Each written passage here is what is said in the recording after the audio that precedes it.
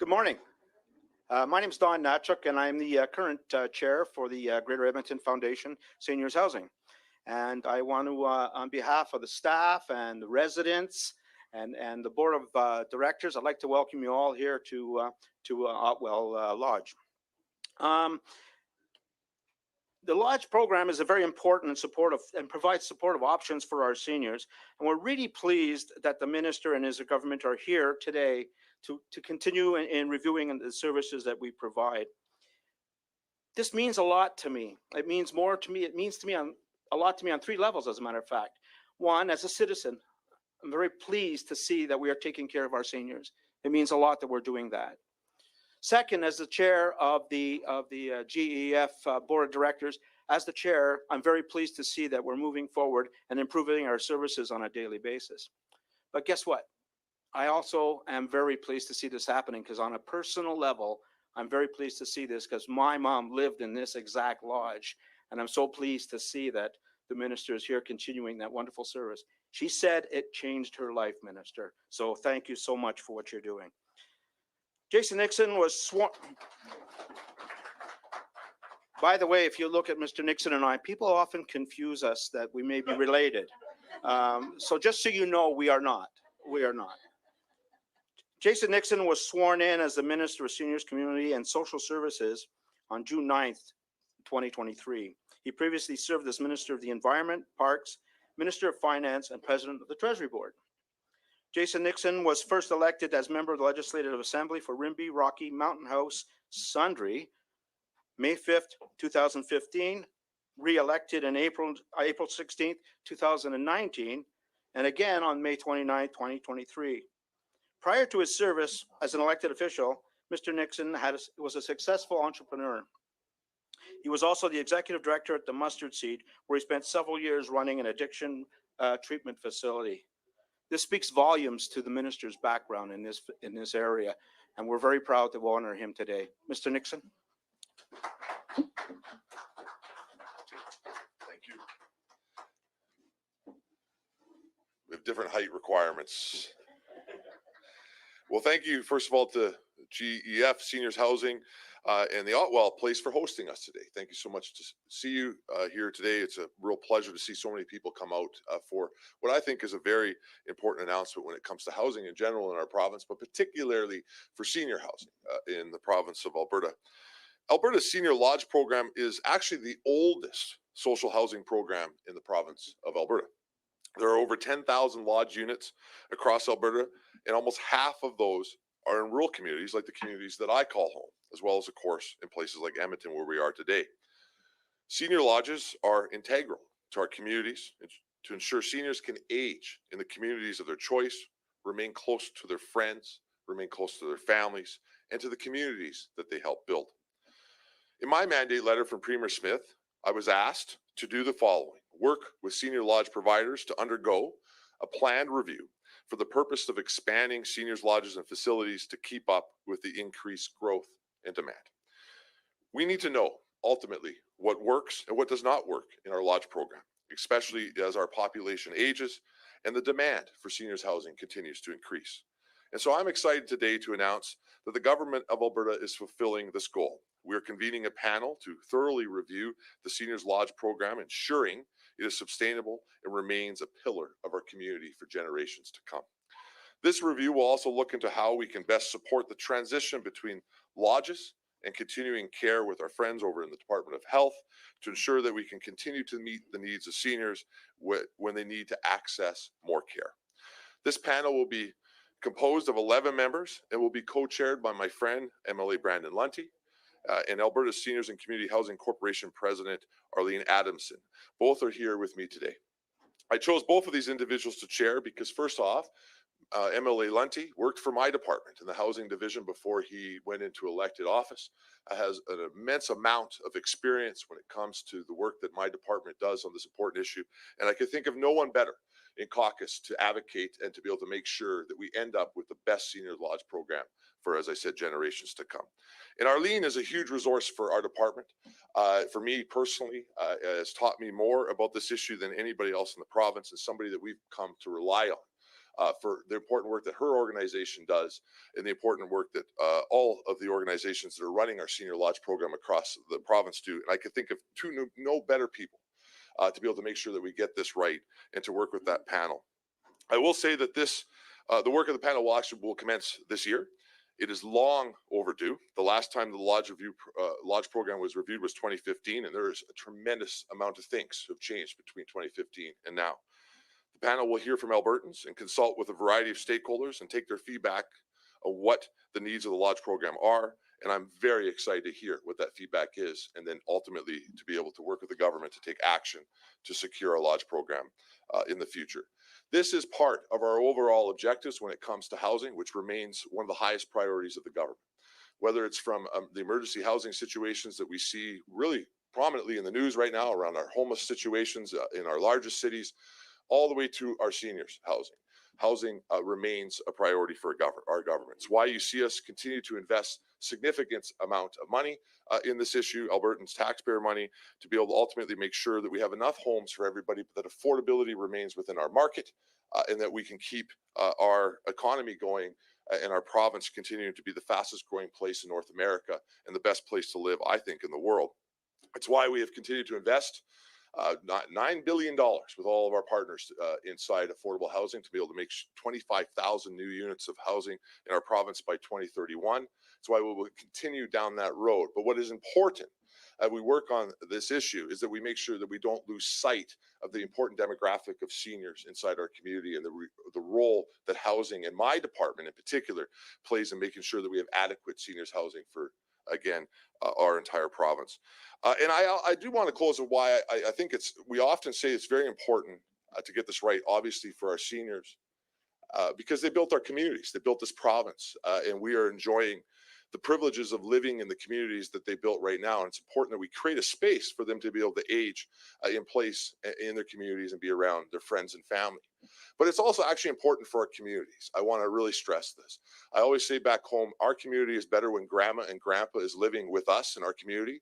And if we do not get our Lodge program right, then we can't have that happen. And so it's very critical, not just for seniors, though that's certainly one of the main reasons why we're focused on this. It's just critical for the future of our society and our province to be able to make sure that we can continue to live with those who built our community.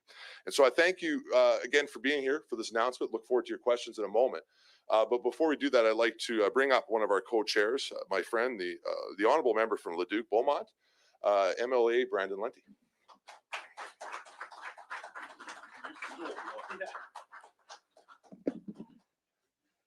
Good morning, everyone. Not quite as tall as Minister Nixon, but we'll make do. So thank you so much for being here, and thank you, Minister Nixon, for that introduction and for your incredible work leading this file. I know it's an extremely important issue, and we certainly appreciate all of your leadership and hard work. So as mentioned, my name is Brandon Lunty, and I'm the MLA for Leduc Beaumont. I'm very excited to co-chair the Seniors Lodge Review Panel with Arlene Adamson from the Alberta Seniors and Community Housing Association. I know Arlene has a long history of serving and advocating for seniors in the province, and I look forward to working with her and the rest of the panel on this important review. Supporting Alberta seniors is a key priority for our government, and the work of this panel will enable the Seniors Lodge program to continue to play an important role in that support. So since 1958, the Seniors Lodge program has been ingrained in many Alberta communities, and our panel will engage stakeholders and listen to the voices of residents from across the province to preserve this legacy. A key objective of the panel's mandate is to consider innovative ways to make the most of existing senior lodge spaces and ensure that seniors can age gracefully in their communities. Together, we will strengthen and shape the future of the Seniors Lodge program, ensuring it continues to meet the evolving needs of seniors, communities, and housing providers. So thank you once again for joining us here today. And with that, I'm happy to bring up the co-chair of the panel, Arlene Adamson.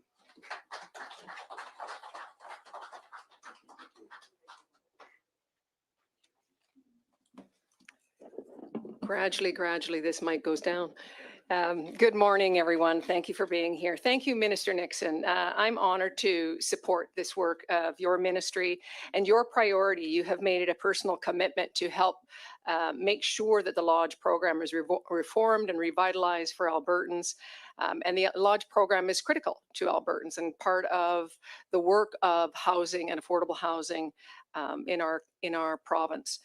I'm honored to be able to co-chair this with MLA Lunty. I'm excited, given his depth of knowledge in the housing sector and his passion for this work.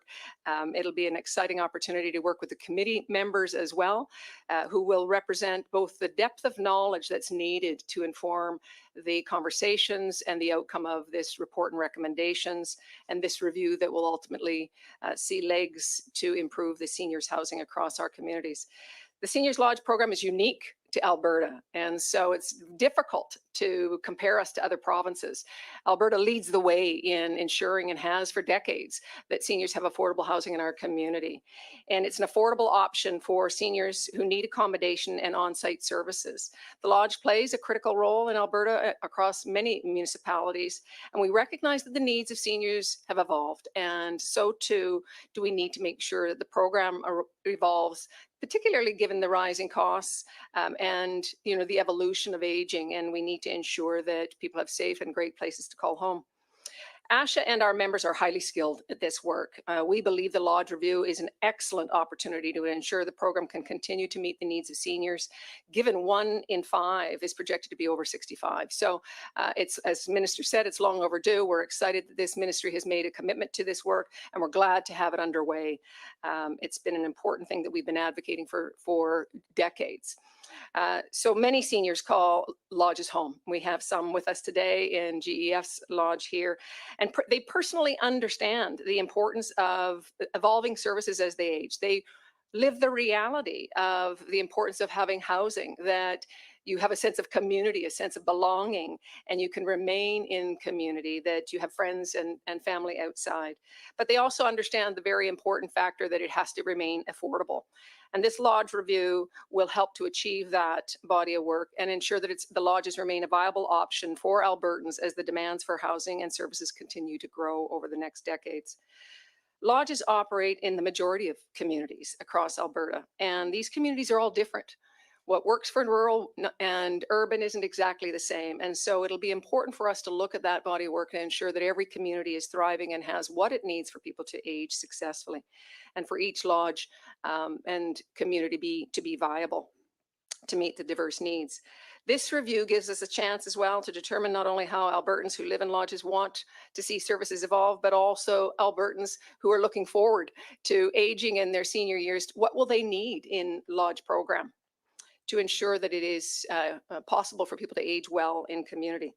This review is also an opportunity for us to strengthen the partnership between municipalities and the Government of Alberta and the operators, which are vital to continue to ensure that the Lodge program is successfully delivered in communities.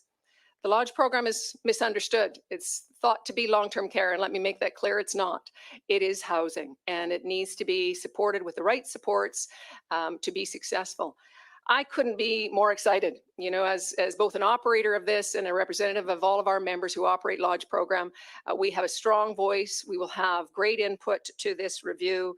I know that we have experts out there that will lean in and look for solutions and pave a pathway forward through this review to ensure that the ministry has what it needs to be able to help execute the program in a new way.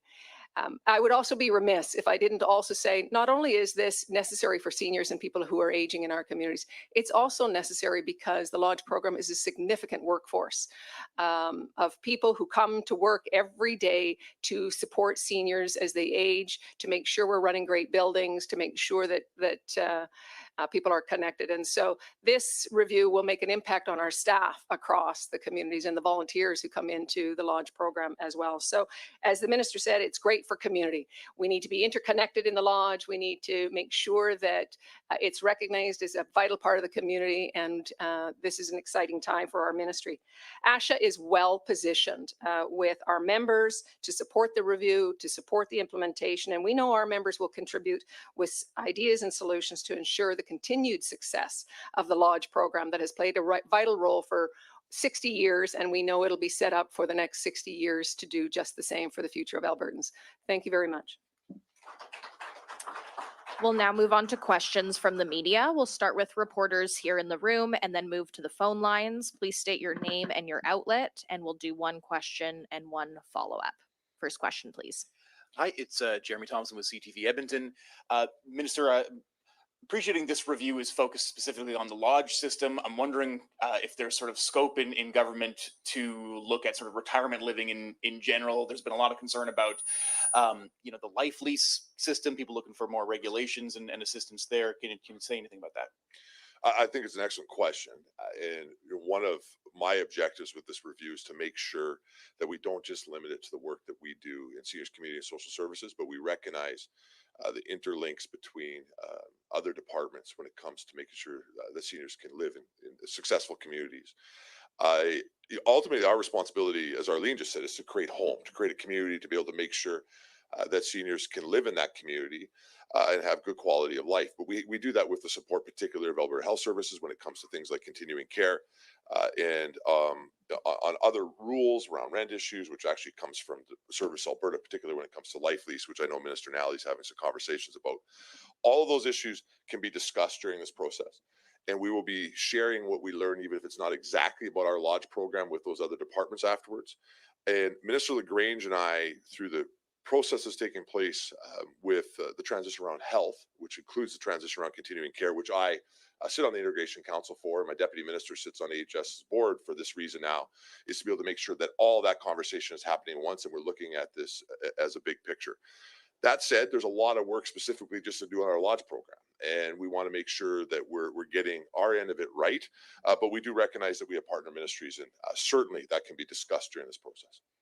And I've got to ask you sort of follow up on what you announced yesterday Yep. with the Navigation Center. We've seen already sort of some advocates in the homeless space come out critical of that decision. They're concerned that, police are sort of leading the way. They say, social services should be more sort of directly involved, as well as more concerns about, the government's sort of recovery oriented system rather than more harm reduction approach. Just what do you make of sort of the early criticism, and how did it go yesterday also? Well, let me start with how it went yesterday. I mean, it's day one, and more of the encampment process from the Edmonton Police Service needs to take place for us to get to something that would resemble a statistical answer. But about half of the individuals who left encampments yesterday interacted with our navigations. Half of the individuals that were interacted with by the Edmonton Police Service and our department yesterday in encampments went to the Navigation Center. And ultimately would go on to receive services within our social services system. The first individual through the system at first was hesitant to come. Afterwards said to all of the staff that she was so very thankful that she was able to come, and had no idea that there was this level of resources available to her in the province. And so I look forward to being able to tell some more of those stories in the coming days once we have a little bit more time to see how the center is working. I've seen some of those criticisms. First of all, my department is not law enforcement. My department is responsible for the social services sector. And so with the images that we've seen coming out of encampments, we have a responsibility to our workers. And certainly they're not going to be the first point of contact into areas with weapons like we've seen and some of the violent circumstances that we're hearing about. But they are on site with the Edmonton Police Service immediately. Right there with a bus that can warm people up, and the ability to take their belongings and get them to a safer location. So I think the Social Services Department is responding in a very, very big way, but obviously is not trying to be the law enforcement end of things, because it's not our job. And I'm quite impressed, frankly, with how fast they've been able to respond to this. And I think that we're going to see some real positive things come out of this for people. As for the conversation about, again, whether encampments are the right way forward, as I've said the last several days, the deaths of individuals in these encampments speak for themselves. People have burnt to death. People are freezing. People are losing limbs because they're freezing and sleeping outside. We know there's violence taking place in these locations. We know the gangs have taken over many of these locations. There's sexual violence taking place in these locations. They are not a safe place for vulnerable people. In fact, vulnerable people are being victimized in these locations. And I have no doubt that our emergency services sector, shelters, our social services sector is a more appropriate place to get those individuals help. And we're going to continue down that road.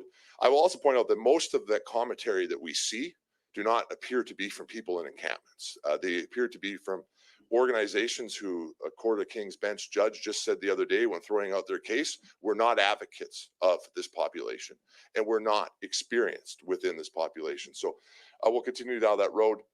Harm reduction, I mean, most of that question should go obviously to Minister Williams, but there's overlap with my department, Minister Williams being the Minister of Addictions and Mental Health. Our government has been clear, we've ran on this in multiple elections, that we do not believe the approach that you see in places like Hastings and BC is the approach that our government or our province wants to take. The majority of Albertans agree with us. This has been campaigned on, and I can tell you it's a very popular answer when I give it things like town halls, because we don't believe putting poison into people's bodies is going to help cure people of the terrible disease of addiction. Instead, we are focused on creating environments where true recovery can happen. I'm proud to be part of a government that's made 10,000 more addiction treatment spaces, continues to work on things like addiction recovery centers, and is focused on recovery ultimately. And you're right, there's a difference in view. There are some, including the official opposition and some on Edmonton City Council, who would like us to go back down that road of harm reduction. We disagree, and that's not where we're going. And I think our government has been very, very clear about this. And I could tell you, the other thing I find interesting about this is how excited other jurisdictions in this country are about what's happening in Alberta. I mean, Minister Williams and I keep getting speaking requests all over the world to come talk about what is taking place in our province. I think we should be so excited that we are part of a province that is going to reach out to vulnerable people and say, we can make you better. And we will not accept that continuing to take poison and ultimately costing you your life is an acceptable solution to this problem. So I hope I answered your question. Sure tried. Thank you. Next question, please. Well, how much will this review of the Seniors Lodge program cost, and will the results or final report associated with this review be made public? I actually don't have the very specifics on the actual work of the panel. It would be minimal, and it's certainly not something that we've had to go ask for new money from Treasury Board, so it'd be being absorbed within my current budget. The real cost will come from the results of the panel, and so as they come back and provide us the recommendations, that's where the serious conversation will come from. What money is, what the cost of those recommendations will be, what implementation would look like, and that's when there would be serious conversations coming forward on money. We will certainly be making the results of what we hear back from the panel public, and ultimately we'll be coming forward with a plan to be able to implement what we hear and be very clear on where we're headed with the Lodge program for the next several decades.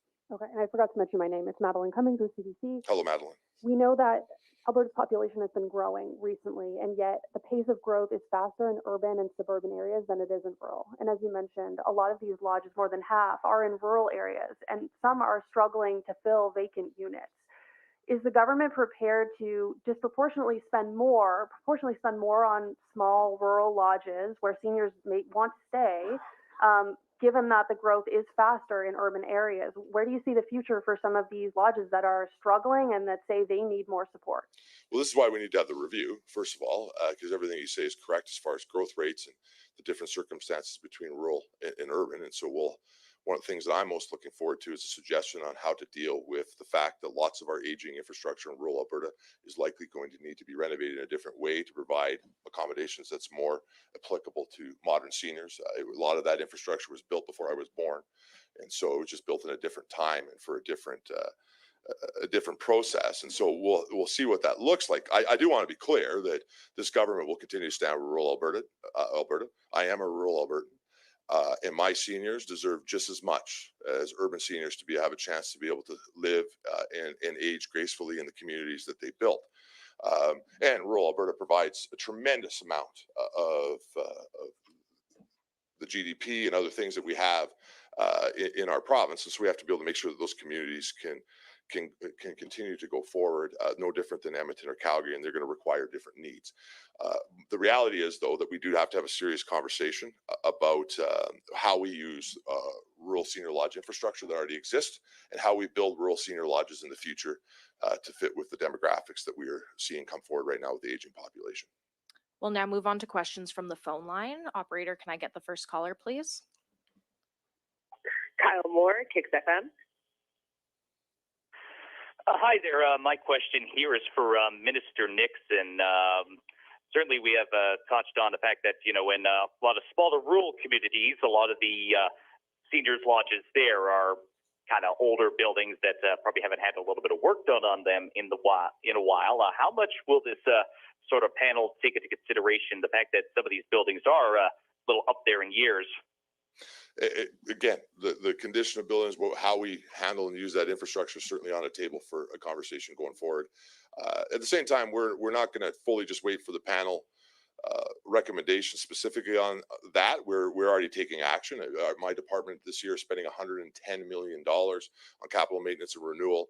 Announced $16 million this summer to be added to our existing budget when it came to capital maintenance and renewal, with a focus on rejuvenating or renovating units that were offline or incapable of being used to help house people and to get them online quickly. That was very successful. I believe that came with 400 new units coming back online, and we made an announcement about that just before Christmas. So definitely on the table, one of the things that has to be talked about, but we are already moving to deal with that capital maintenance issue, and I hope I'll have more to say after we put the budget through the legislature here in a couple months about that issue. Do you have a follow-up? Yes, and as a bit of a follow-up to that, you mentioned earlier that this review also kind of look at some of the transitions between lodges and continuing care homes, and some of that continuing care stuff can also be a little tricky to find in smaller rural communities. Will there be kind of some work involved to, I guess, a little bit with the health departments on that and trying to help to see if the help with those getting those options available for seniors who may need that? For sure there will be. I mean, a lot of that work is taking place with the fact that me and my department are part of the transition work that's taking place in health around continuing care for exactly this reason. My deputy minister sits on Alberta Health Services board now, along with the deputy minister of mental health and addictions and the deputy minister of health, specifically to be able to make sure that the work that we're doing is being discussed as how it relates with health. And same as the work that I'm doing when I sit on the integration council with Minister LaGrange. Lots of our lodge facilities are actually in the same facility as continuing care facilities, particularly in rural Alberta. So of course we have to have a conversation about what that connection looks like. And we will continue to make sure that health is part of our conversations on the direction that we're headed, and of course on the direction that they're headed, with us focused on community, us focused on building housing and community and transportation mechanisms and other social services mechanisms in communities to make sure that seniors can age in that community, and of course health focused on providing the health services in that very same community. Do you have a follow-up? Oh, sorry. Next question, please. Catherine Gurkowski, Alberta Today.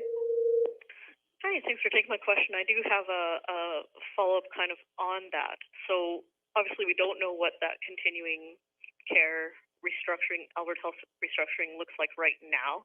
So I'm hearing that you're kind of going to be the in-between between this panel and the continuing care review work, or will it be your deputy minister, or both, or will there be somebody else who will be designated? How does the communication work, I guess? Well, when the health transformation was announced, it was made clear that there'd be 4 new organizations, one of them being continuing care. That continuing care organization is being stood up through a process that was laid out by Minister LaGrange, which involved an integration council that is made up of Minister Williams, the Minister of Mental Health and Addiction, myself as the Minister of Senior Social, Community and Social Services, and Minister LaGrange as the Minister of Health, and some members at large who are responsible to oversee that work. And so as that organization gets stood up, they're obviously going to be working with Alberta Health Services, who provides about 49% of the continuing care services in our province, and then 51% who's provided by other agencies in the province, to have a conversation about what that new continuing care organization will look like. And certainly because I'm on the Integration Council and my deputy is on the Integration Council and on Alberta Health Services Board, our role will be to communicate on behalf of our stakeholders in our department, and then to take back any information we're receiving through that process back to our department to make sure that we get that right.